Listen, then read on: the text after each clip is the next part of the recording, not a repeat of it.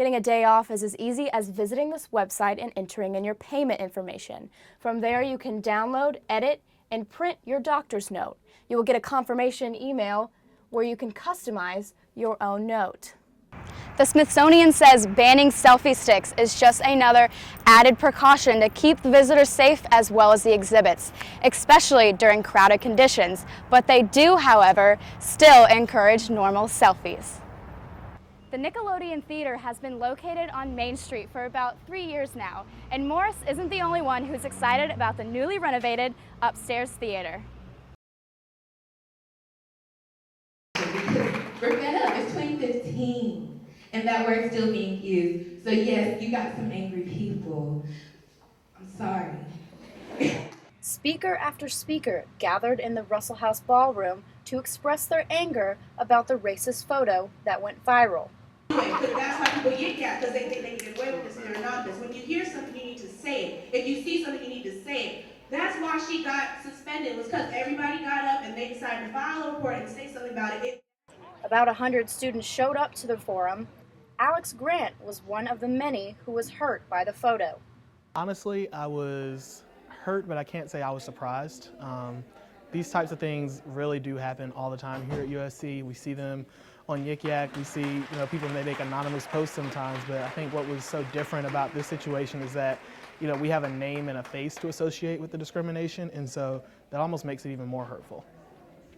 Members of the faculty supported the forum and thought it was beneficial. These forums and these conversations are vital to the fabric, to the culture of our institution, especially at times like this when there's been a tear to that fabric, and we need to remend that fabric, right? Others thought the forum needed more. I think it was helpful, but I think it could have been more beneficial. It's like someone said inside, the people who need to hear this are not here. And so, Before it was over, people believe the university needs to have a cultural education class for incoming freshmen to stop discrimination before it even begins. Corey Carr, Carolina News.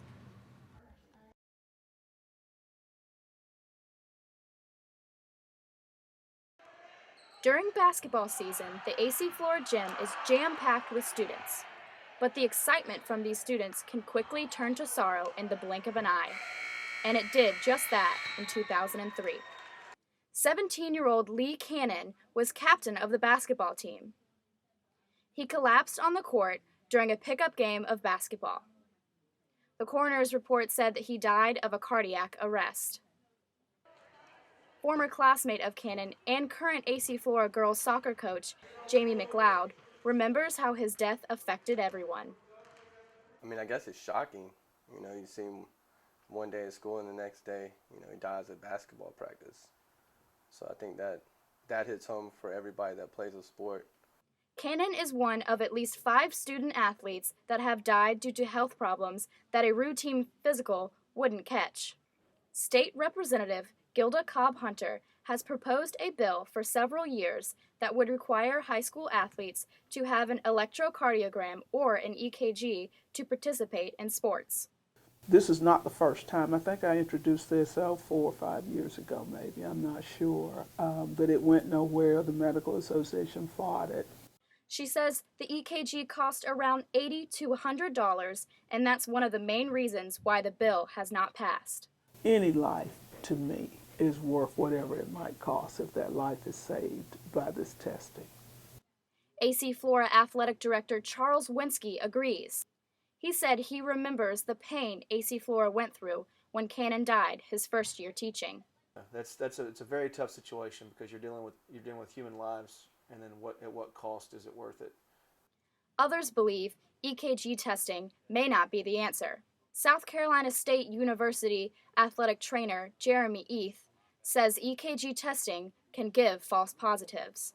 I think in the future medicine is going to expand to where EKG testing and readings will be more reliable, but right now there just aren't enough trained physicians to be able to read it and give parents and athletes that definitive answer that you can die from this, therefore I need to exclude you from activities in athletics. Without enough votes to pass the bill, Cobb-Hunter says she's willing to do whatever it takes.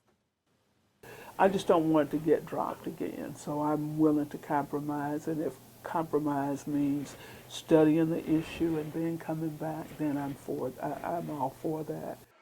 She says she is determined to get this bill passed to make sure tragedies that shook AC Flora never happen again. Corey Carr, Carolina News.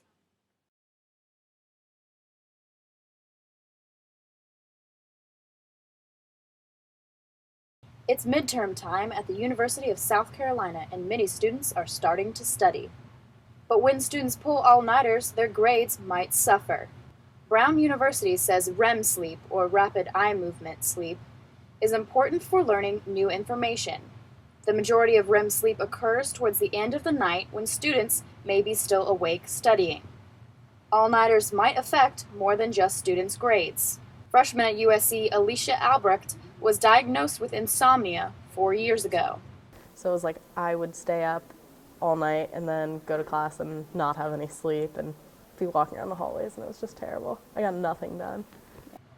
Not only is Alicia constantly tired, but she has experienced health problems as well. Your body will fight you when you don't get sleep. And like, you literally, like, you get sick more, you get more stress, like acne, everything. Your body's not supposed to run on no sleep. She also doesn't think it's in students' best interest to pull all-nighters. I'm like, this is so stupid. Like, I know what it's like to stay up all night. It's not good for your body. It's not healthy for it. And I understand, like, sometimes you have to do it, but, like, your body is supposed to have a certain amount of sleep for it to function properly. Alicia isn't the only one who suffers from sleep problems. According to a Brown University study, only 11% of college students reported that they have slept well at night, while 73% reported they have occasional sleep problems. Make sure to get at least 8 hours of sleep to retain the information to better ace those midterms. Corey Carr, Carolina News.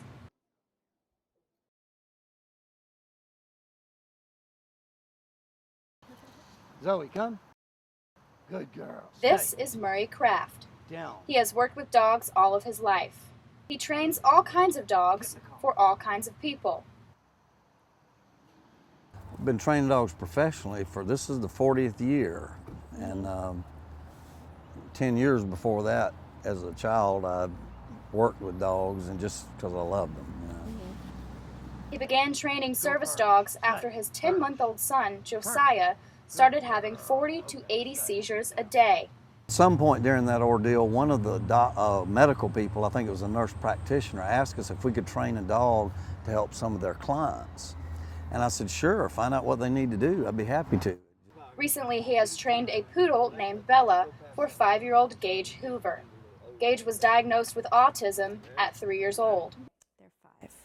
I began noticing things with him right about the 18-month period. She tried to find a service dog through another source. Hoover says a friend mentioned Murray, and she contacted him right away. And Gage got to work with Bella the very first time that we met Mr. Murray. So we met her a while back. As far as being part of our house, she's been with us since Friday. Hoover says Bella has been very therapeutic for Gage in coping with his autism. Bella has only been with the family for a week, but Hoover says Bella has already given her peace of mind. I mean, family-wise, you know, she's been good for all of us. And another major thing is the house has been peaceful. Like, if I could give you one word, it's been calm. Bella not only watches after Gage, but she always has an eye on Hoover's 4 other kids as well. Thanks to Kraft, Hoover can now sleep peacefully at night knowing that Bella is there to watch over Gage. Corey Carr, Carolina News.